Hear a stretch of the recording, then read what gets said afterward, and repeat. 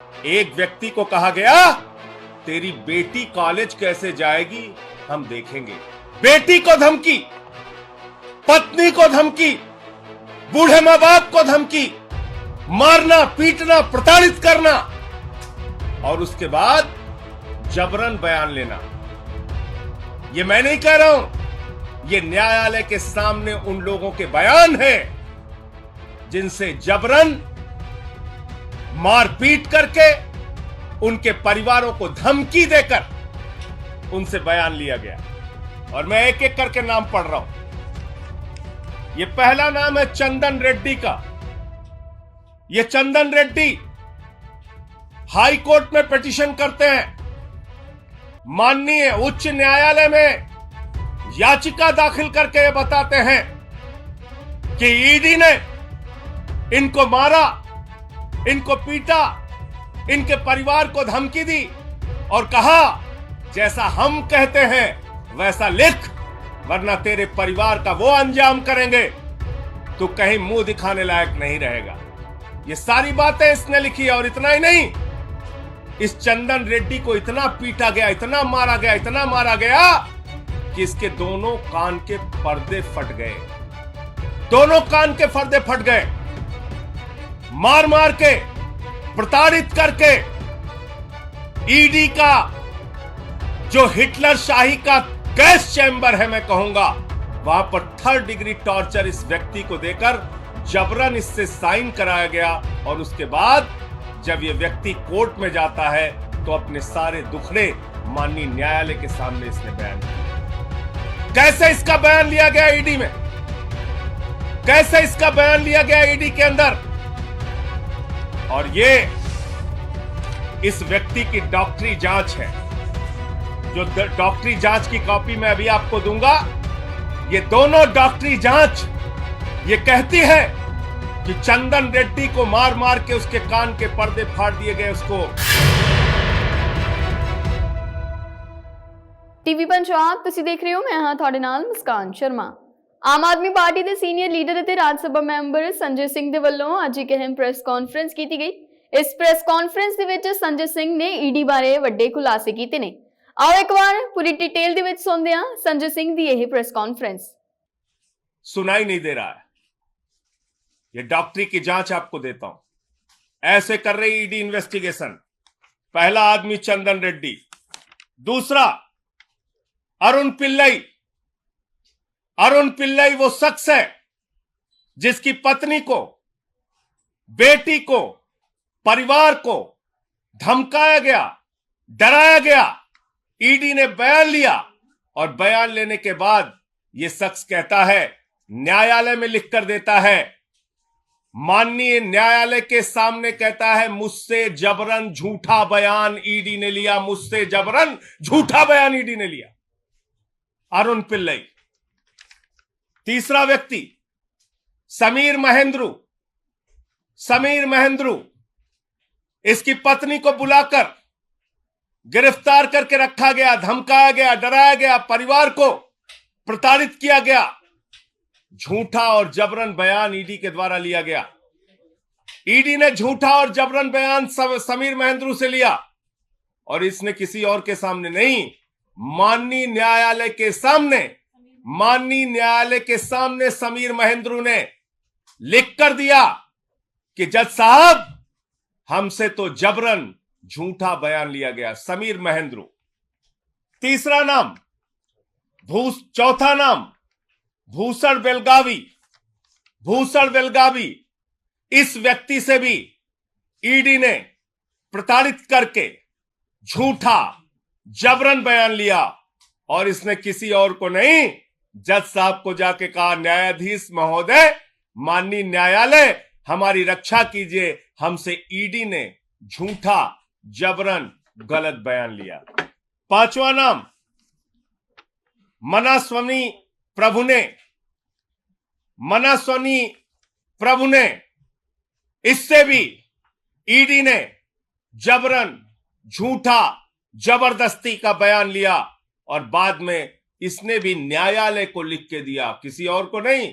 ध्यान दीजिएगा मेरी बात को, माननीय न्यायालय को लिख कर दिया कि न्यायाधीश महोदय, जज साहब, मुझसे ईडी वालों ने जबरन, झूठा, जबरदस्ती प्रताड़ित करके बयान लिया। छठवां नाम राघव रेड्डी। ये राघव रेड्डी छठवां नाम।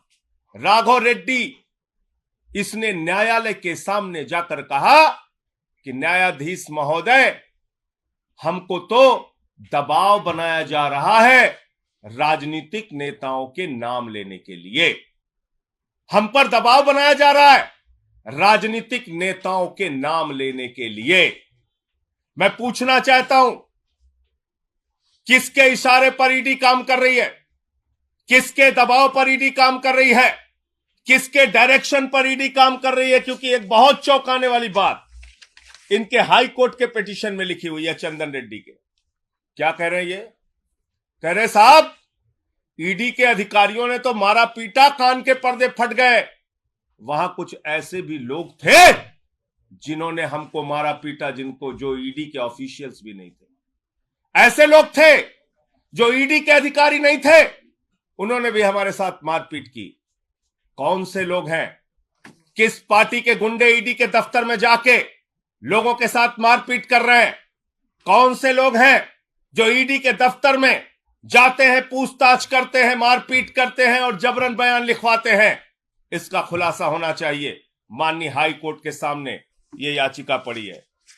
इसके साथ साथ मनीष सिसोदिया जी के पीएस रिंकू, आप जानते हैं कानून में नियम है, किसी को भी बुलाओ, नोटिस दो, पूछताछ करो, कैमरे में पूछताछ करो और सारी जानकारी ऑन पेपर रखो।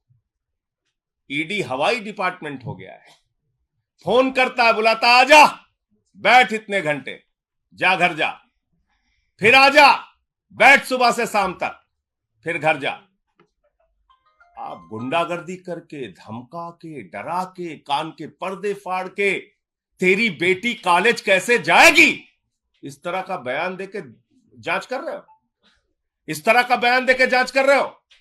मैं देश के प्रधानमंत्री से पूछना चाहता हूं, आपने बेटी बचाओ बेटी पढ़ाओ का नारा दिया है, बेटियों के नाम पर धमकी दी जाएगी तो कोई आदमी तो अपने प्राण भी दे सकता है, कागज पे दस्तखत करना तो बहुत दूर की बात है। लड़ना है तो सामने सामने लड़ो। कायरों की तरह बेटी का, पत्नी का, परिवार का सहारा लेके मत लड़ो, सामने सामने लड़ो। जो भी लड़ाई करनी है सामने सामने करो। और आपको याद होगा, देश की पार्लियामेंट में, देश की संसद में मैंने सारे विषय सिलसिलेवार करके एक एक मुद्दा उठाया था ईडी के संबंध में और कहा था कि पिछले 8 वर्षों में 3000 छापेमारी ईडी ने की है और मात्र 0.5% ईडी का कन्विक्शन रेट है। और यह कहने पर मुझे प्रिविलेज का नोटिस मिला। बहुत अच्छी बात है। देश की संसद में अब मुझे ये सारे मामले उठाने का अवसर मिल गया। मैं विशेषाधिकार समिति के सामने इन ईडी के अधिकारियों को बुलाने के लिए आज ही ये सारे कागजात प्रस्तुत करूंगा कि ईडी के इन सारे अधिकारियों को बुलाया जाए। विशेषाधिकार, संसद की विशेषाधिकार समिति के सामने मैंने जो मामला पार्लियामेंट में उठाया था, उन आरोपों को ये सारे कागजात 100%, मैं तो कहूंगा 100% से ज्यादा सिद्ध करते हैं कि ईडी राजनीतिक दबाव में जबरन झूठा मामला बनाती है, सरकारों को बदनाम करती है, सरकारों के ऊपर झूठे आरोप लगाती है। शराब घोटाला जैसी कोई चीज, उसका कोई सिर पांव है ही नहीं। जिन लोगों के जबरन बयान लेकर ईडी ने ये सारे मामले बनाए हैं, वो तो न्यायालय के सामने जाकर कह रहे हैं, हुजूर हमें तो मारा जा रहा है, हमारे तो कान के पर्दे फाड़ दिए जा रहे हैं, हमारे परिवार पे दबाव बनाया जा रहा है, हम पे दबाव बनाया जा रहा है और झूठे बयान लिए जा रहे हैं। बहुत अच्छा है। अब देश की, भारत की संसद की, पार्लियामेंट की विशेषाधिकार समिति के सामने जिसने मुझे नोटिस दिया है, ये सारे विषय और मामले मैं रखूंगा और इन सारे अधिकारियों को वहां बुलाने के लिए बोलूंगा कि इन सबको बुलाया जाए और पूछा जाए कि हाई कोर्ट से लेके और न्यायालयों में जो इनके खिलाफ शिकायतें की गई हैं उसके तथ्य, उसकी सच्चाई, उसकी हकीकत क्या है। मुझे इतनी बात कहनी थी। आपका कोई मुद्दा हो, कोई बातचीत हो, कोई सवाल हो जिन तो। लोगों ने पिटीशन लगाई है क्या वो सभी आरोपी जो है आबकारी नीति से जुड़े हुए हैं या अन्य अन्य मामलों में भी हैं? ये सारे आबकारी नीति के जो बयान लेकर झूठा मामला ईडी खड़ा कर रही है ये उससे संबंधित है। ये सारे मामले जो आप लोगों को बताया जाता है घोटाला घोटाला घोटाला, उस घोटाले में कितना गड़बड़ झाला है ये सारे बयान इस बात को साबित करते हैं। ये सारे बयान, ये सारी मेडिकल रिपोर्ट, ये हाई कोर्ट की याचिकाएं इस बात को साबित करती है कि घोटाला जैसी कोई बात नहीं। दरअसल गन पॉइंट पे, कान के ऊपर कनपट्टी पे बंदूक लगाकर ईडी, हिटलर के गैस चैम्बर में पूछताछ करके ईडी, ये सारा कुछ मामला झूठा और बेबुनियाद बना रहा है।